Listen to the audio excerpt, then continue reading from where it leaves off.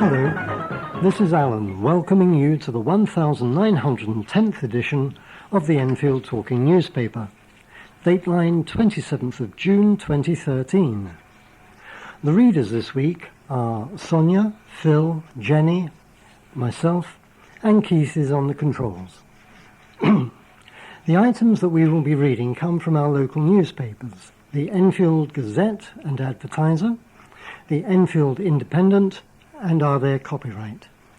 Our title music is Country Rock Polka, composed by Pat Prilly, Fernand Bouillon, Harry Boyer, and performed by Jean-Jacques Perry, and is used with his kind permission. Local stories include Hospital Lifeline, former MP Ryan wins her fight to stand again, damp despair causes a stink, and frustration over spitting ban delay. First of all, we have some special news items, and the first is something for sale. It's a port-set reading machine. It's 5 years old and is still in good condition. The original price when new was £1,760, and the asking price is just £500. As well as reading a document, it will save the document if required. If you're interested, call Keith de Jersey on 020 8805 6578 or 07887 507 471. The next item is that Enfield Vision's AGM is on the 1st of July. You probably know it already, but it's a reminder. It will be 1st of July at 7 p.m. till 9 p.m. at the Park Avenue Centre. Diane de Jersey needs to know if you can come because she has to make arrangements for the refreshments.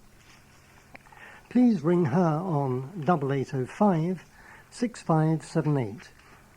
And if you need transport, you need to ring the Enfield Vision office on 0208 351 7259. If you're experiencing any problems receiving your Enfield Talking newspaper, please phone Diane de Jersey on that number 020 8805 6578. She is your listener's representative and will be pleased to help you. Now, Sonia, when she's got her glasses ready, will read the first item of local news. Health campaigners fighting the downgrade of Chase Farm Hospital were given a boost last week following the publication of a report commissioned by Enfield Council. The report, compiled by healthcare consultancy Hygiene Consulting, was commissioned in October 2012 in response to the downgrade planned for later this year at the hospital in the Ridgeway, Enfield.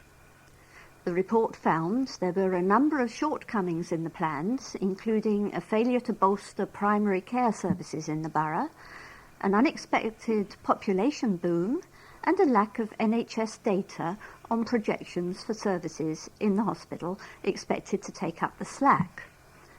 Chase Farm is set to be stripped of its accident and emergency department and maternity services in November. As part of the government's downgrading decision, which was first approved by the then Secretary of State for Health, Alan Johnson, in September 2008, and again by Andrew Lansley 3 years later, residents in Enfield have been promised that primary care across the borough will be boosted. That follows recommendations made by an independent reconfiguration panel made up of clinicians, managers, and independent members who reviewed the strategy in 2008 and 2011. The report, published last week, notes that while the NHS has completed work on 11 out of 16 IRP recommendations, there is not enough evidence that the number of GPs and primary care practitioners is sufficient to deal with the impact of the strategy. Furthermore, it questions whether the strategy has accounted for the higher than predicted population growth, and notes a delay in the creation of 4 new primary care centres in the borough. Kate Wilkinson of the Save Chase Farm campaign said, "All elected representatives should be demanding an immediate stop to the planned removal of frontline services from Chase Farm in the light of this independent report. Enfield needs its frontline hospital services. When will this message get to Health Secretary Jeremy Hunt?" The Enfield Clinical Commissioning Group, which became responsible for commissioning health services in the borough in April, said that £5 million improvements to primary care are being made, and that 40% of patients currently making use of Chase Farm's Accident and Emergency Department will continue to be treated at the urgent care centre that will replace it. A spokesman for Barnet, Enfield and Haringey Clinical Strategy said, "Making the emergency changes means no more double running of emergency care in Enfield across 2 hospitals just 6 miles apart. One larger A&E department with more senior specialist emergency doctors means better, safer care for patients." The Council will decide how to respond to the report at a Cabinet meeting on July the 10th. In September, Enfield, Barnet and Haringey CCGs will decide whether or not to press on with the downgrade. Former Enfield North MP Joan Ryan has been selected as the Labour Party's candidate for her old constituency at the next general election. Ms Ryan, who served as MP between 1997 and 2010, was voted the prospective parliamentary candidate by party members at a hustings at Kingsmead School in Southbury Road, Enfield, on Sunday. She defeated 4 other candidates on the all-woman shortlist: Enfield councillors Jane Buckland and Ifa Oran, Hackney's cabinet member for neighbourhoods Ferial Gamici, and Anna Joy David, an entrepreneur from Ilford, East London, who was backed by trade union Unite. Ms Ryan told the Advertiser, "I am still absolutely delighted with the support I have received, and I'm looking forward to starting the real work of campaigning. Enfield residents are being hit hard by this government's policies. Our hospital is slowly being closed, despite the fact that there have been enough investment in primary care services to compensate for this. Furthermore, public health spending is very low. There is a huge shortage of school places, and there are 3,500 people in Enfield looking for work. These issues will be my priority during the campaign, and we should start this work now." The leader of Enfield Council, Doug Taylor, said, "In selecting Joan Ryan, local members of the Labour Party have taken the next step in ensuring that Enfield North elects an MP who will listen to local people, work hard for them and stand up for our area." Ms Ryan has proved to be a divisive figure in the borough in recent weeks, with a faction of party activists launching an initiative called Labour Renewal in Enfield last week. Supporters of the initiative urged Labour members to vote for Ms Oren, Ms David or Ms Demichi. Vicky Peat, chairwoman of Enfield North Labour Party and a supporter of Labour Renewal, told the Advertiser, "Obviously, I am disappointed with the selection, as I was one of the many activists who felt we needed a fresh start. But we are a democratic party and our members have made a choice. Personally, I will continue to campaign for renewal in politics because I think that the electorate will demand nothing less." A woman from Enfield says the rotting damp she claims has invaded her home after a problem with a sewage pipe is disgusting. Tenant Tanya Partridge, 37, of Bicolour Avenue, had trenches dug around her house by constructors in April 2012 to relieve the sewage flow. Yet this has only resulted in more problems. Miss Partridge claims water is now coming through the grass in her garden, making it difficult for her 7-year-old son Harvey to play outside. The mother, who suffers from bipolar disorder, said, "I first noticed the problem with several bricks on the outer wall 18 months ago. Since then, damp has been rising up the walls and the smell inside the house is awful. It's affecting us all, but my health especially. I sometimes feel like crying about it. Miss Partridge admits Thames Water visited her home more than 10 times after the problem was reported, but nothing was done.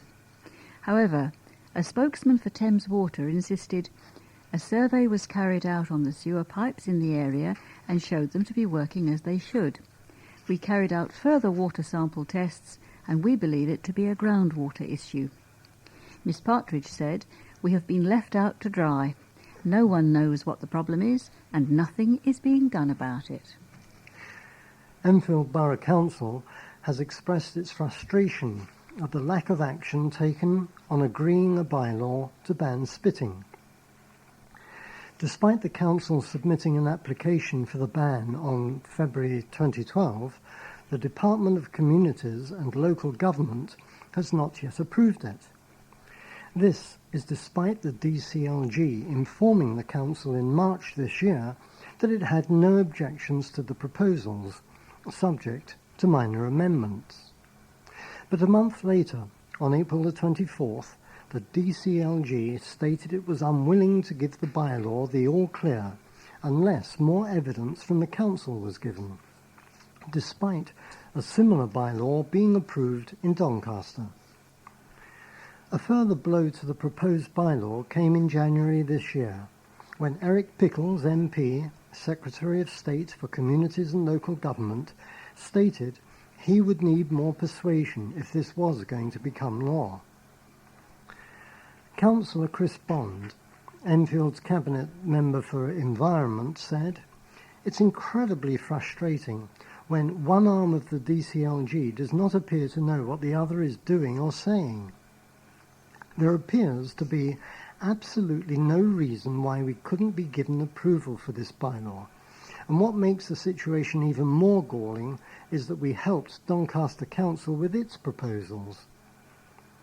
We have been the standard bearers in attempting to ban spitting, but we're seemingly being foiled at every turn by bureaucracy, indecision and red tape. All we want to do is reflect the wishes of thousands of our residents and ban spitting, and I'm baffled as to why we still haven't been given the go-ahead by the DCLG."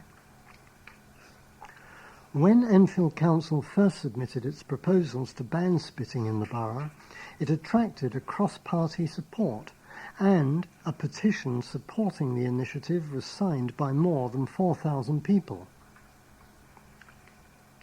Over to Sonia. The first port of call for people in need of their friendly local bobby could be a supermarket as of September. Plans to boost the importance of safer neighbourhood policing will see 4 points of contact in the borough for people wanting to get in touch with police. These will be located at North Middlesex University Hospital in Stirling Way, Edmonton, Morris's Supermarket in Alderman's Hill, Palmer's Green, at Southgate Patrol Base in Chaseside, Southgate, and at the Turkey Street Safer Neighbourhood Base in Hertford Road.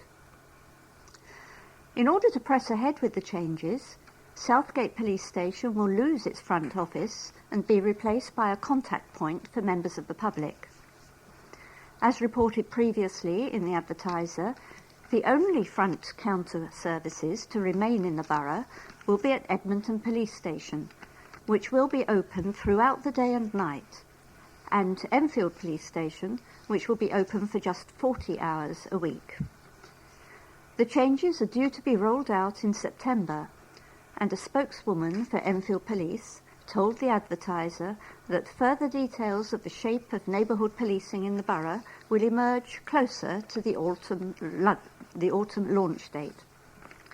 Part of the plans, which will be expanded London-wide, include changing the way crimes are reported to police, and will mean that victims can make an appointment at a time that suits them with a local police officer. Safer neighbourhood teams are also being shaken up, and they will now be responsible for investigating neighbourhood crime and tackling antisocial behaviour, and they will also be making a concerted effort to make their presence felt later into the evenings and at weekends. Hailing the plans, as evidence City Hall is putting bobbies before building, London's Deputy Mayor for Policing, Stephen Greenhalgh, said, "Moving 2,600 extra police officers into neighbourhoods provides a golden opportunity for the Met to reconnect with Londoners." Toxic fumes churned out by traffic along one of the busiest roads in the borough are slowly poisoning residents, according to a report published this week. The North Circular Road that stretches through the south of the borough from Bowes Park to Edmonton has been named the most polluted road in London. The Mayor of London's office released figures for diesel exhaust fumes for every major road in London, following pressure from anti-pollution campaign group Clean Air in London. The report reveals that in the space of 1 year, 12.2 tonnes of diesel fumes were pumped out per kilometre along the road. Speaking to the Advertiser the day after the report had been published, Simon Burkett, founder and director of the campaign group, said that statistics reveal 6.6% of deaths in Enfield are attributable to long-term exposure to toxic pollutants in the atmosphere. The Green Party in Enfield has also raised concerns over the damage wreaked by the toxic chemicals, and campaigner for Bowes Ward, Laura Davenport, told the Advertiser, "There are currently plans to build blocks of flats 6 stories high along that road, and they will actually trap the pollution on that corridor." The report also states that the data proves pollution levels have not fallen as London Mayor Boris Johnson had predicted they would. However, a spokeswoman for Mr Johnson said, "Strenuous efforts are being made to improve air quality in the capital, and the Mayor constantly reviews new measures to target the most polluted roads.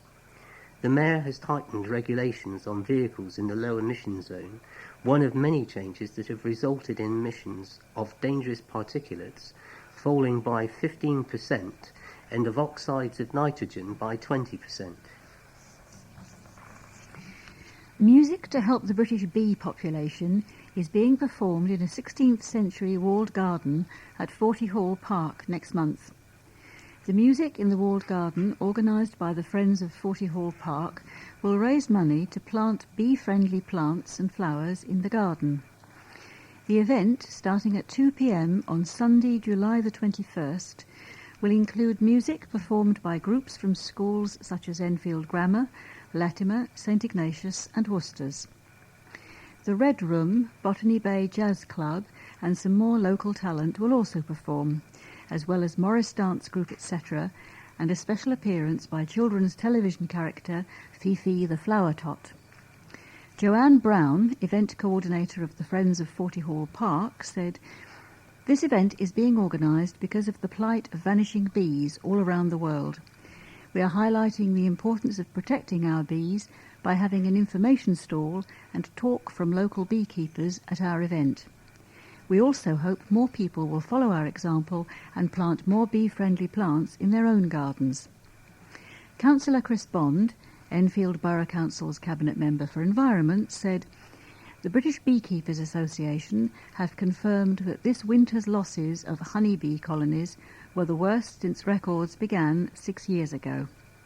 For more information, telephone 020 8363 8196.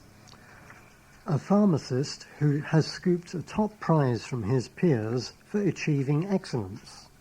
Terry Reid, age 53, who runs Reid's Pharmacy in Cambridge Terrace, Bury Street West, Edmonton, picked up the award at a ceremony in Sutton Coldfield in the West Midlands. The award was given by Alfeja Pharmacy, a network of independent pharmacists with more than 4,500 members across 6 countries, including the UK, France and Spain. Now Mr. Reid will be entered into a national competition with the chance of winning a cheque for £5,000 and an all-expenses-paid trip to Europe. And back again, I hope. "I was astounded," he said. "The first thing I did was text my team at the pharmacy. I have a first-class team and we always stick to high-quality customer service. We have a passion to do our best and provide warm and friendly service. Mr. Reed opened his business 25 years ago after beginning his pharmaceutical career with a leading high street chemist. He says he now works a challenging but very satisfying 75 to 80 hours a week, starting each day at 6 a.m. Young people also play a leading part in the pharmacy, with Mr. Reed giving future medical students the chance to gain work experience. We are keen on helping young people, he added. We have got 2 members of staff who have just finished their A-levels and will be in medical school next year. We have also got 2 people on work experience. We make sure to give them goals to achieve. The pharmacy will soon be celebrating its 25th anniversary and will roll out new services, including a travel clinic at which visitors will be able to receive free travel and health advice. Sheltered housing residents and their relatives are up in arms over plans to replace full-time staff with agency workers. Last month, Enfield Council informed residents of proposals to introduce personalised care packages, as well as bringing in agency workers in place of full-time carers at Dean House in Archers Drive, Enfield Highway, Newstead House in Malden Road, Edmonton, and Len Warren House in St James's Road, Edmonton. The plans are not subject to a consultative process, and last week relatives and friends started a petition calling on the council to call a halt because of the impact they say the changes will have on the physical and mental health of residents. Stan Kelby, 68, a friend of Francis Rhodes, 84, who is a resident of Len Warren House, told the advertiser, "The experiences of people I know with agency staff have been very negative. People here know the carers and they always go the extra mile for the residents. With agency staff there will be different carers all the time, and we all know that their attitudes to work will be different. Francis has lost a lot of weight over the past few weeks, and many other residents are suffering because of the stress this is causing them. It is really affecting everyone's feelings of security and confidence." Vince Cox, whose mother Elsie, 97, lives in Newstead House, said, "The whole personalisation agenda will fragment care. Surely it would be cheaper and easier if everyone gets their meals all at the same time, as opposed to everyone individually paying for every little thing the carers need to do, such as picking up papers in the morning." Don McGowan, the Council's Cabinet Member for Adult Services, Care and Health, said, "Personalisation is a national initiative transforming adult social care and choice.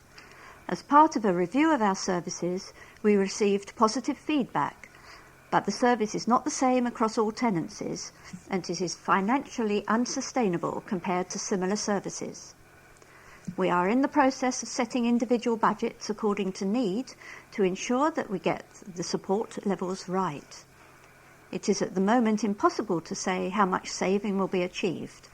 Residents are currently being assessed to determine their weekly care packages. The changes will come into effect in August." We have now reached the end of side 1 of this tape. A little early perhaps, but we have. Please stop your machine now, take out the cassette, turn it over, and start side 2.